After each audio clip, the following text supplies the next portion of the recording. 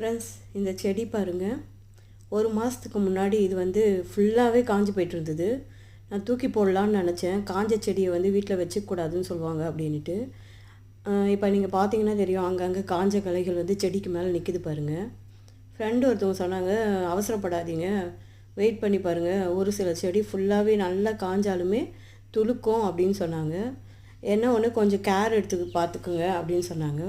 நானும் வந்து தினமும் வந்து அரிசி கழுவின தண்ணி தாங்க அது ஊற்றிட்டு வந்தேன். அப்புறம் அது தன்னால் வந்து கொஞ்சம் கொஞ்சமாக குட்டி குட்டி இலைய விட ஆரம்பிச்சிச்சு. நம்பிக்கை வந்துச்சு. அதுக்கப்புறம் இப்போ பாருங்கள், நல்லா டார்க் ரோஸும் லைட் பிங்க் ரோஸும் பூவும் பூத்துடுச்சு. நிறைய மொட்டும் வந்து விட்டு இருக்குது. அதனால் காஞ்சிடுச்சு அப்படின்ட்டு உடனே வந்து நீங்கள் வந்து அந்த செடியை பிடுங்கி போட்டுடாதீங்க. வெயிட் பண்ணி பாருங்கள்.